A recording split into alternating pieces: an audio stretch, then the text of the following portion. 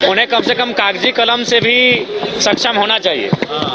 माननीय सदस्य सरयू राय जी ने सवाल किया है कि 1,36,000 करोड़ जो आपका बकाया है वो किस किस विभाग से बकाया है। उसमें सरकार का उत्तर आया है कि लगभग 1 लाख करोड़ का जो बकाया है वह जमीन का मामला है, लैंड। तो लैंड सरकार का नहीं होता है, लैंड एक रैयत का होता है, इंडिविजुअल है।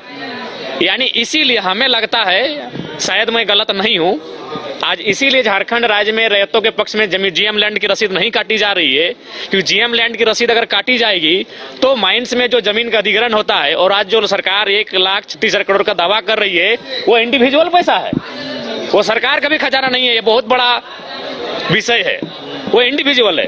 क्योंकि उसमें उसको आप पढ़िए, माननीय सरयू राय जी ने सवाल किया है, सरकार ने उत्तर दिया है कि उसमें से मैक्सिमम जो पैसा है वो जमीन संबंधित पैसा है, और जमीन सरकार का नहीं, जमीन रैयत का होता है। इसीलिए इस राज्य में जीएम के लैंड का रसीद नहीं काटा जा रहा है, जो कि इस राज्य के लोगों के साथ बहुत बड़ा छल किया जा रहा है।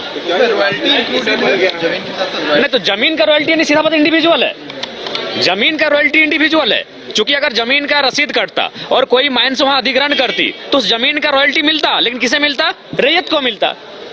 तो ठीक है, उसके बाद अगर ठीक है, अभी मान के चलिए अगर रैयत को ना मिल रहा है तो सरकार को अगर मिल रहा है, तो सरकार अगर निर्णय ले रही है तो हमें लगता है सरकार केवल कह रही है। जब एक विधायक होने के नाते हम उनका समर्थन करते हुए कहें कि चलिए कल से कोयला बंद करते हैं, धरने पर बैठते हैं, तो उनके वो मुख्यमंत्री अटपटा बयान देते हैं। यानी वो संवेदनशील नहीं है, वो गंभीर नहीं है इस राज्य को लेकर। अगर गंभीर होते तो उनको खुद कहना चाहिए था कि हम सरकार होने के नाते विपक्ष के लोगों से भी आह्वान करते हैं कि इस विषय में हमारा सहयोग किया जाए, ताकि सरकार के खजाने में उतनी बड़ी राशि आए जिससे राज्य का बेहतर हो सके। कल तो मुख्यमंत्री धनबाद में कह रहे हैं कि अब कोयला रोकना होगा। वो कहते हैं, वो जब धनबाद जाते हैं तो धनबाद जैसा बात करते हैं, गिरिडीह जाते हैं तो गिरिडीह से बात करते हैं, और फिर रांची आते हैं तो माननीय बन के आराम से ठाट बाट करते हैं।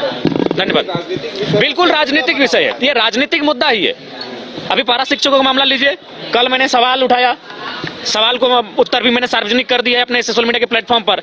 अगर आप इस प्रकार के आप तर्क देंगे पारा शिक्षकों के मामले में, तो फिर यही माननीय इरफान अंसारी जी, इनका वीडियो स्टेटमेंट है, मीडिया को उन्होंने संबोधन किया कि हम 50,000 सरकार में आएंगे तो करेंगे।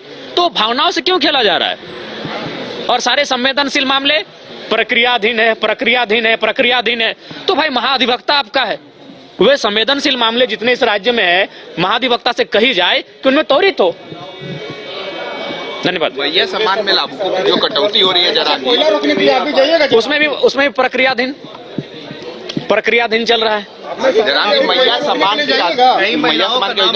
दिया गया है लाभुक में। देखिए, आज मैं पुनः आपको कह रहा हूं, जैसे जैसे समय बढ़ेगा, मैया सम्मान योजना में जो भी लाभुक हैं जिनका रजिस्ट्रेशन हुआ है, धीरे धीरे उनके